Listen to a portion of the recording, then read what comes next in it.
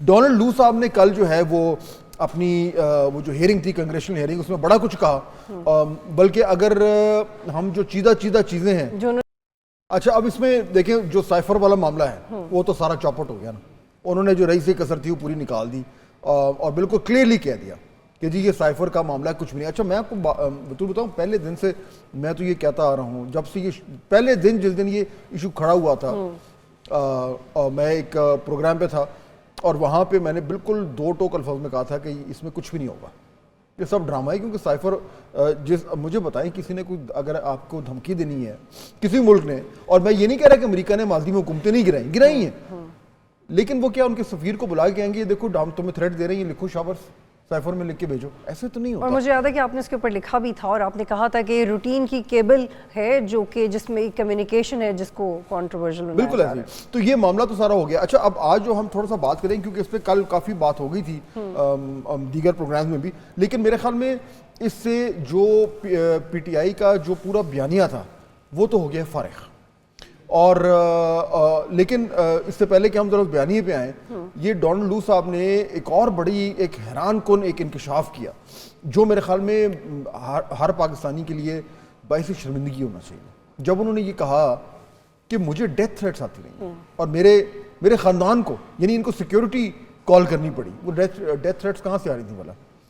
It's no secret जो PTI. अच्छा, अब इसमें ये जब इनकी हेयरिंग चल रही थी तो उस वक्त कुछ हुल्लड़बाजी भी शुरू हो गई थी और नारेबाजी भी शुरू हो गई, और फिर उन लोगों को, वो सारे पीटीआई के सपोर्टर थे, उनको फिर वहां से निकाला गया। ऐसे काफी दिलचस्प सूरत हाल ये थी क्योंकि ये काफी दिन से एक बिल्डअप चल रहा था पाकिस्तान तहरीक इंसाफ के जो काफी सारे सपोर्टर्स और कारकुनान जो पाकिस्तान से बाहर रहते हैं, स्पेशली अमेरिका में, तो वो काफी ज्यादा बैंक कर रहे थे डोनाल्ड लू की इस हेयरिंग के ऊपर। उससे पहले उन्होंने काफी पहले कुछ प्रेस कॉन्फ्रेंस भी की एक दिन पहले, और ये कि वो क्या एक्सपेक्टेशन रखते हैं सारे, इससे काफी चार्ज किस्म का क्राउड था। और जैसे कि अभी जिक्र भी किया, फहद ने शेयर किया दोबारा इस बात को कि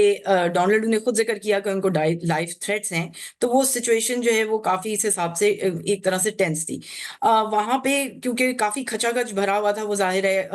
कमेटी हॉल जो है, और वहां पे बार बार नारे लगाने की कोशिश भी करते थे वहां पे मौजूद जो सपोर्टर थे पीटीआई के। और एक मुझे ये बताएं, एक तो आप वहां पे अंदर मौजूद थी, कितने लोग थे अंदाजन? ये जो आए हुए थे लोग अटेंडेंस में, अंदाजन कितने होंगे? देखिए, एक तो कमेटी रूम में लोग बाहर बाहर आते और जाते रहते हैं, निकलते रहते हैं, आके बैठते रहते हैं, लेकिन एक वक्त में अगर आप समझे तो तकरीबन जो है वो 50-60 जितनी वहां पे गुंजाइश थी लोगों को बिठाने की, वो पूरी तरीके से फिल थी। बल्कि बार बार कुछ लोग निकलते थे तो कुछ नए लोग आके बैठ भी जाते थे, तो वहां पे और ये काफी तमाम के तमाम जो थे ये वो पीटीआई के सपोर्टर्स थे। पीटीआई के सपोर्टर्स से कुछ पाकिस्तानी ऑफिशियल्स जो थे वो एम्बेसी के, वो भी